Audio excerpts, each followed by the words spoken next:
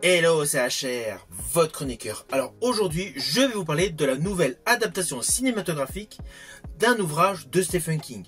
Alors oui, vous avez pu le constater sur ma chaîne YouTube, je fais partie des fans de la littérature de Stephen King. J'ai d'ailleurs consacré une playlist aux différentes adaptations cinématographiques et télé. Étant fan de cet auteur, naturellement, j'ai pratiquement lu la totalité de ses ouvrages. J'en possède d'ailleurs une très grande partie. Et justement, avant d'aller voir ce film, The Monkey, j'ai voulu me remettre dans le bain. J'avais oublié pas mal de détails concernant cette nouvelle, donc forcément, j'ai voulu la relire. Nouvelle qui a pour titre Le Singe, naturellement en France. Ainsi, par le biais de cette vidéo, je vais vous donner mon opinion, mes réactions concernant cette adaptation. Mais avant cela, n'oubliez pas, si vous n'êtes pas abonné, pensez à le faire, pensez à la petite cloche pour les notifs, pensez à liker et à partager si vous appréciez cette vidéo, et surtout pensez à me mettre tout simplement en commentaire ce que vous avez pensé de ce film. Let's go!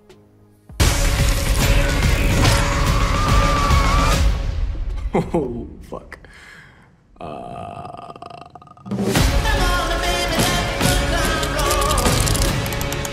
Alors tout d'abord, sachez que ce film The Monkey est réalisé par Oz Perkins, le réalisateur du film totalement dérangeant Longlegs avec Nicolas Cage. Alors je vous le dis tout de suite, la nouvelle de base de Stephen King est beaucoup plus sombre. Oz Perkins a voulu rajouter un côté comique. Oui, pas de la comédie à la Jim Carrey. C'est plus de la comédie noire, ce qui était totalement absent de l'œuvre de Stephen King. De ce fait, étant fan de la littérature de Stephen King, ce petit détail m'a interpellé. Everybody dies.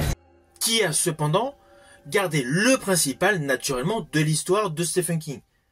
Histoire qui a le pitch suivant.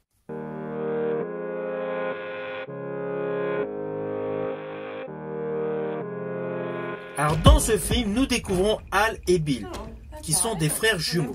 Un jour, alors qu'ils font du rangement dans le grenier, ils tombent par hasard sur un vieux jouet de leur père. Un vieux singe en peluche. Assez rapidement, ils commencent à être témoins d'une série de morts horribles liées naturellement au jeu.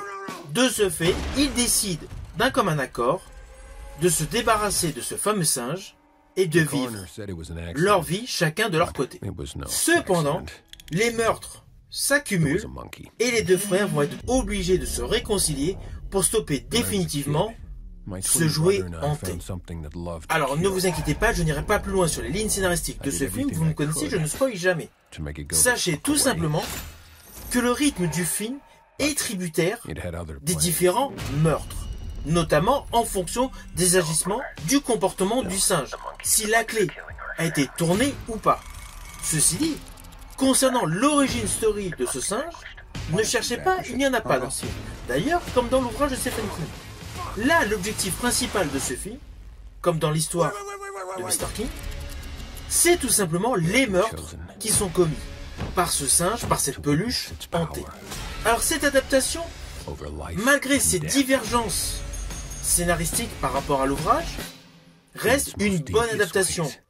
Même si dans le fond, je préfère l'ouvrage de base. Mais cette adaptation est correcte.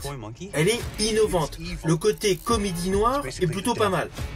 À cela s'ajoute la patte graphique de Perkins qui apporte stress, frayeur et montée d'adrénaline et en totale adéquation avec l'histoire. Par ailleurs, parmi les dernières adaptations des romans de Stephen King et des nouvelles de Stephen King, The Monkey est celle qui a le côté gore le plus élevé. On va pas se mentir. Là, ce film a des passages où le sang fait principalement office de décor. The coroner said it was an accident, but... Alors c'est évident, vous allez avoir votre dose de montée d'adrénaline, votre dose de jumpscare. Perkins joue avec tous les codes des films d'horreur et s'amuse à donner de fausses pistes. Vous allez croire qu'il va se passer quelque chose, eh bien non, il se passe autre chose. Et le film fonctionne de la sorte du début jusqu'à la fin. En fait, même si sur le fond le concept est assez simple, un singe provoque des morts, on ne sait jamais qui va mourir, qui ne va pas mourir. Non, non, non, non, non, non, non!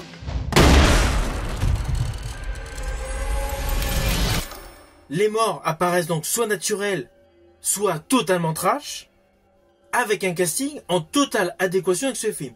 Alors pour ma part, je regrette un peu le caméo d'Elijah Wood, acteur emblématique de la saga des Seigneurs des Anneaux et du film d'horreur Maniac. Son passage dans le film est beaucoup trop fugace. Mais bon, ce n'est qu'un détail.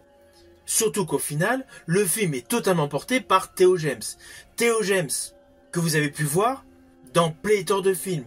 Alors oui, il a principalement joué dans des films SF. Je pense notamment à la saga des Divergentes ou à son film Archive. Mais son talent s'est déjà présenté dans plusieurs registres. Là, dans ce film d'horreur, enfin plus comédie noire, il colle parfaitement avec son personnage. Enfin, avec ses personnages. Par contre, Tatiana Maslany est une actrice, oui, ok, qui est légèrement convaincante. Mais à ce jour, par rapport à l'ensemble de sa filmographie, je reste perplexe. Elle a essentiellement joué dans des trucs que je n'ai pas du tout appréciés. Je pense notamment à la série She-Hulk. Mais cela n'empêche pas que son rôle de mère de famille colle. Ah oui, je voulais préciser, par rapport à la colorimétrie de ce film, il y a une sorte de patine ocre qui semble donner un véritable coup de vieux à ce monde rural américain. C'est le petit côté focal qui donne un côté véritablement poisseux à l'ensemble du film. The toy monkey? It's evil.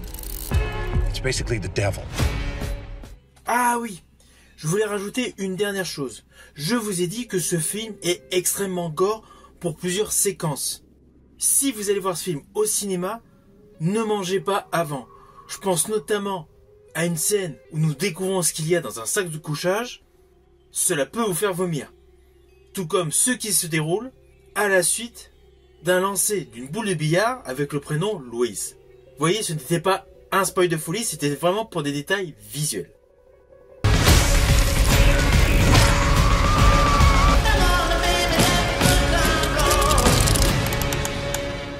Alors au final, naturellement, c'est un film que je vous invite à découvrir au cinéma. Il fait partie des bonnes adaptations, des surprises autour des romans de Stephen King. Alors oui, le côté horrifique a été mis en demi-ton pour laisser place à la comédie noire. Mais in fine, c'est plutôt innovant de pouvoir rire après des passages gore dans un film d'horreur. Perkins a réussi à effectuer un réel mélange de genres. Perso, j'ai préféré The Monkey à Longlegs. Si vous avez aimé la vidéo, n'oubliez pas petit pouce vers le haut, pensez au partage et surtout pensez à me mettre en commentaire tout simplement ce que vous avez pensé de The Monkey. Je vous dis à bientôt pour une prochaine vidéo.